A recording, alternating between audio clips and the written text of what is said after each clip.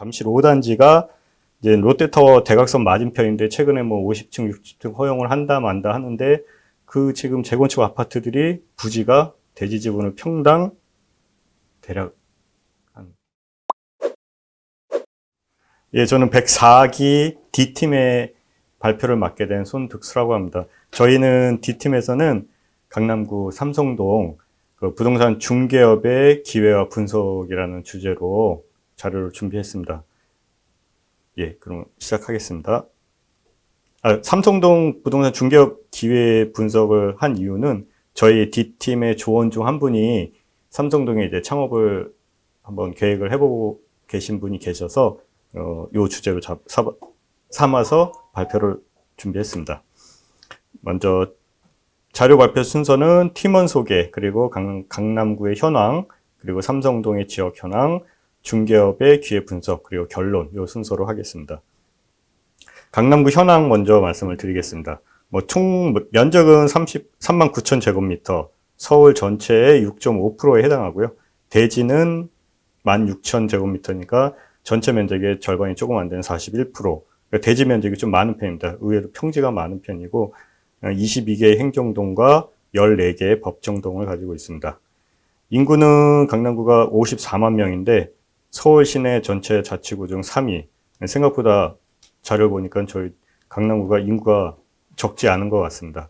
참고로 서울 시내 자치구 중 1위 인구는 송파구가 66만 명, 그리고 2위는 강서구가 58만 명, 그리고 강남구, 그 다음 대략 비슷하게 50만 명 내외로 많은 자치구들이 인구가 가지고 있습니다. 강남구는 많이 아시겠지만 편리한 입지 조건을 많이 보유하고 있습니다. 대단히 아파트 단지들도 있고, 힐스테이트를 비롯해서 1단지, 2단지에서 고급 아파트 단지, 그리고 빌라도 고급 빌라, 그리고 고급 단독주택. 그래서 이런 공동주택들도 꽤 많이 비중이 높고, 도시, 대형 백화점, 문화시설, 녹지 등이 많이 균형적으로 있어서 많이 아시는 것처럼 그래도 꽤 살기가 좋은 그런 지역에 해당하겠습니다.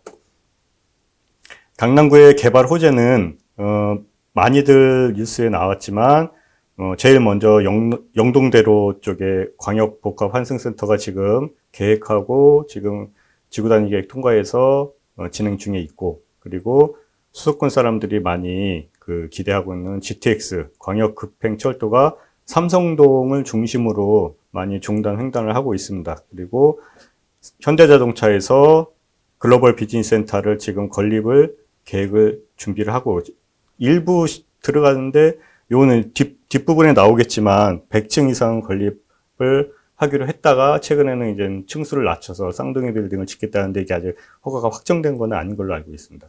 그리고 삼성동 옆에 이제 잠실 운동장 쪽에 잠실과 삼성동을 이제 묶어서 국제교류복합지구가 계획이 되어 있고, 수서역 쪽에 SRT 역세권 개발, 개포동 쪽에 구룡 개발, 그리고 위례신도시를 잇는 위례신사경전철이 삼성역을 통과하고요. 그리고 경부간선도로도 서울 북쪽만 있지만은 청담 IC, 삼성 IC, 개포 IC 해가지고 삼성역 쪽으로도 지화가 계획되어 있습니다. 그러면 개발 호재 중에서 제일 첫 번째 나오는 게 현대자동차 글로벌 비즈니스 센터 GBC에 관련된 내용인데, 현재 계획이 확정된 거는 105층에 지하 7층, 그리고 컨벤션 센터가 35층, 이렇게 해서 계획되어 있는데, 요거는 개발을 변경이 된다, 안 된다 하는데, 확정된 건 아닌 걸로 알고 있습니다. 지금 계획된 면적은 연면적이 56만 제곱미터.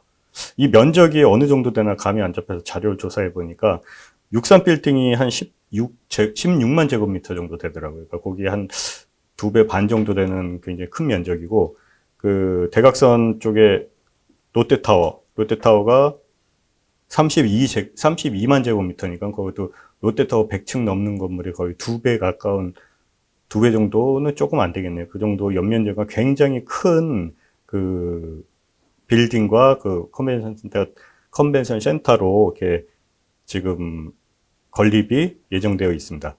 부지 비용은 이게 2014년으로 기억하는데 4년인가 5년 기억인데 10조 5천억 원의 현대자동차에서 낙찰을 받았고요. 이게 대지 면적이 그 전에 한전 부지 본사 부지였는데 24,000평에 있습니다. 이게 평당가로 하면 한 4억 8천만 원 정도 하더라고요. 그래서 당시에는 현대차가 굉장히 무리해서 매입을 했다라는 말이 있는데 최근에는 굉장히 싸게 샀다 이런 말도 많이 나오는 것 같습니다. 그래서 건축 비용은 2조 8천억 정도 예상을 하고 있고요.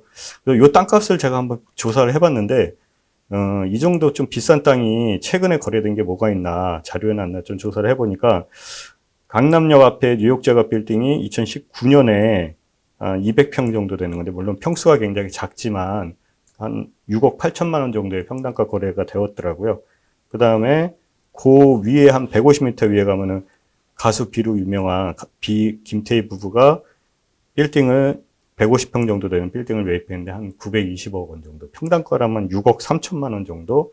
이게 이제 2년 전 그리고 이제 작년 거래인데 지역은 다르지만 이제 이쪽 과연 이제 땅값이라는 게 평가하기에는 나름이지만은 요 평당 4억 8천만 원이 그래도 그 당시에는 굉장히 비싸게 주고 샀다고 비판을 많이 받았는데 최근에는 뭐 싸게 샀다는 말이 있으니까 이 땅값에 대한 거는 뭐 참조를 해볼 만하지 않을까. 그리고 참고로 요 대각선 탄천 맞은편이 잠실운동장이고 그 옆에가 엘스 1단지인데 엘스가 지금 아침에 제가 그 대지지분 가격을 거래 단가를 한번 대략 뽑아보니까 평당 한 2억 원 정도 하더라고요. 물론 이제 주택 부지하고 상업용 용지하고는 다른데 비교해보시라고 제가 가늠치로 한번 조사를 해봤고요. 그 다음에 조금 더 옆으로 가면은 잠실 5단지가 이제 롯데타워 대각선 맞은편인데 최근에 뭐 50층, 60층 허용을 한다 만다 하는데 그 지금 재건축 아파트들이 부지가 대지지분을 평당 대략 한 1억 2천에서 1억 3천 정도 하는 것 같습니다. 그래서 이 땅값에 대한 거는 물론 이제 아파트 부지, 뭐 상업용지 다르지만 이제 이 평당 5억 원 가까이 되는 가격을 하는 부지이다. 이렇게 좀 한번 참조하시라고 제가 조사를 해봤고요. 소유주는 현대자동차그룹이고 2020년 5월에 착공한다고 하지만은 아직은 펜스만 세워둔 것 같고 이제 요 계획안이 확정이 되면은 아마 그래도 한 5년에서 6년 안에는 완공되는 모습을 볼 수 있지 않을까 그렇게 생각이 됩니다.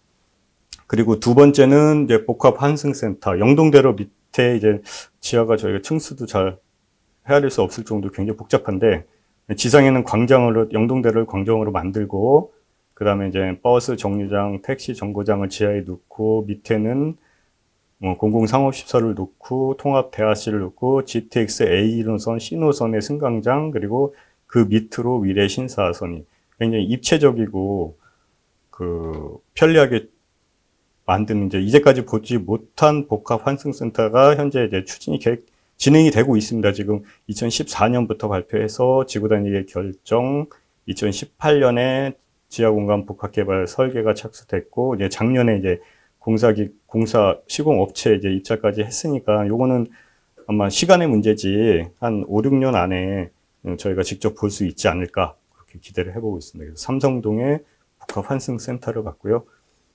그 다음에 삼성열대 GTX A 노선 2024년 개통 말이라고 하는데 지금 수서역까지는 실제 개통이 그 SRT가 운행이 되고 있고요. 그리고 이제 수서에서 삼성역 구간까지 지금 공사를 열심히 하고 있고 북부 노선은 삼성에서 파주 운정까지 총 83km 정도 되는 횡단거리가 있고 10개 정거장.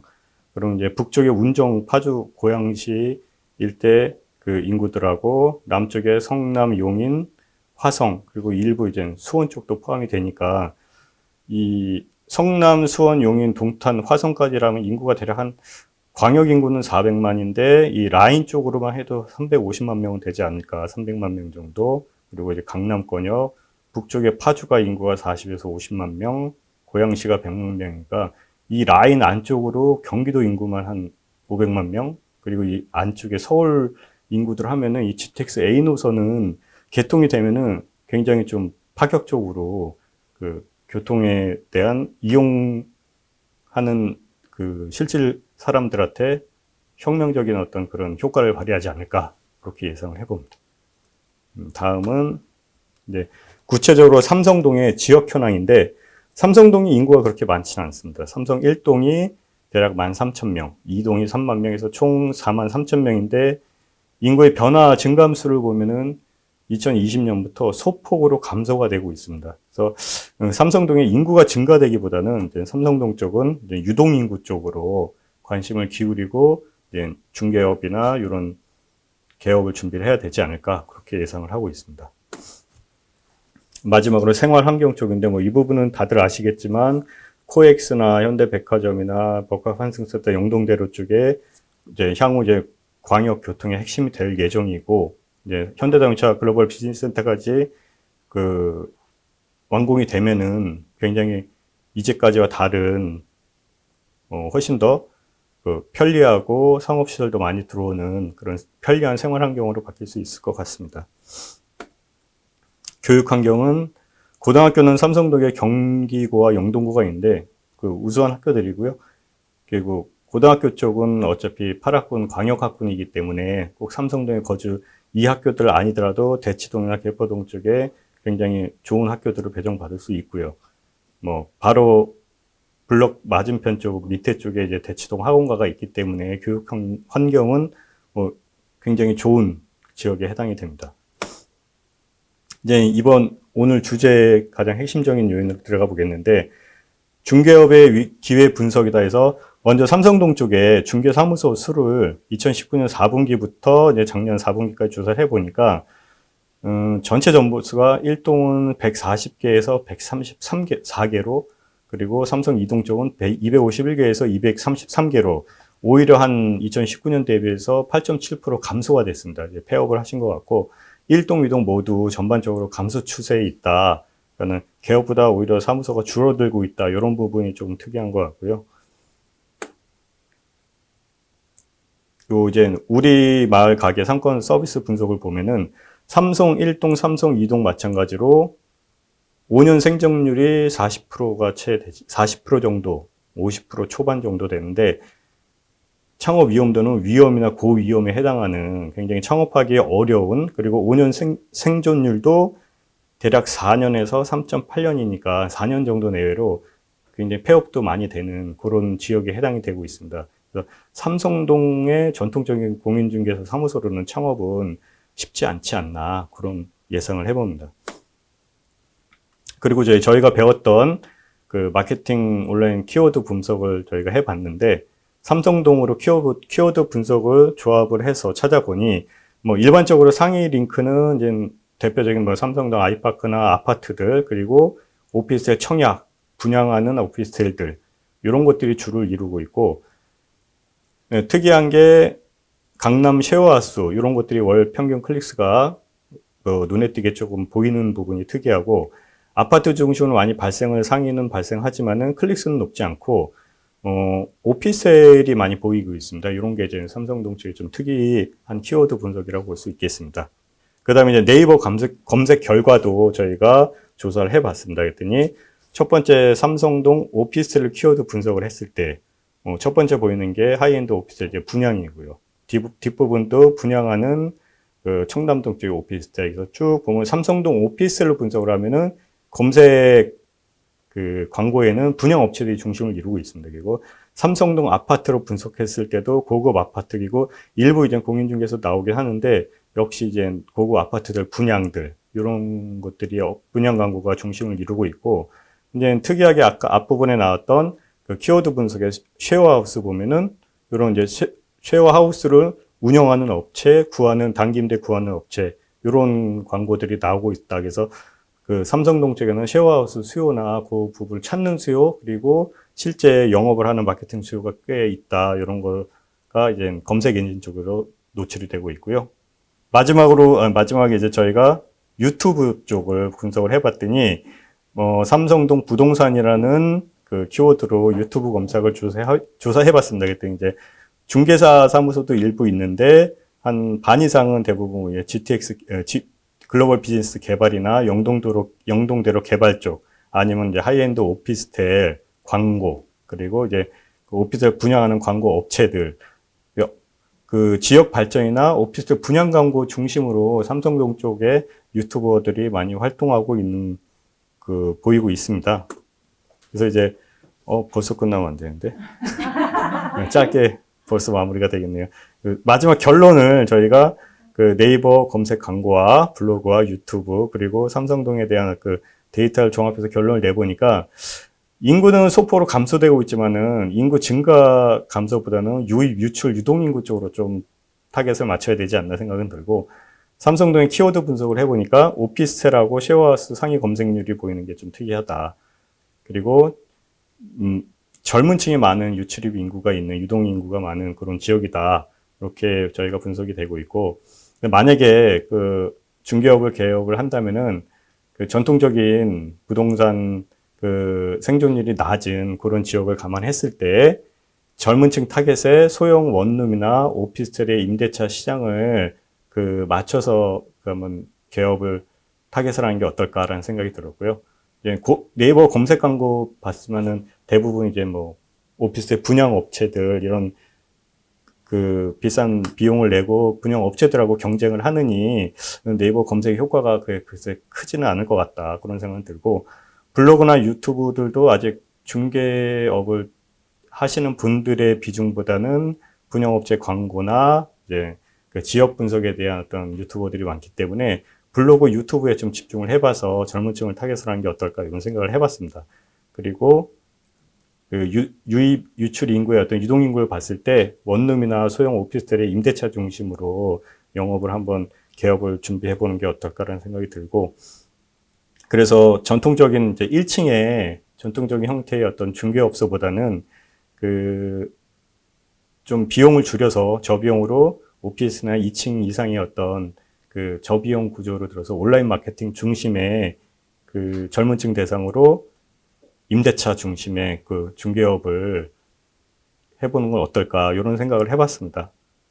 그래서 이렇게 저희가 그 자료는 마치겠고요.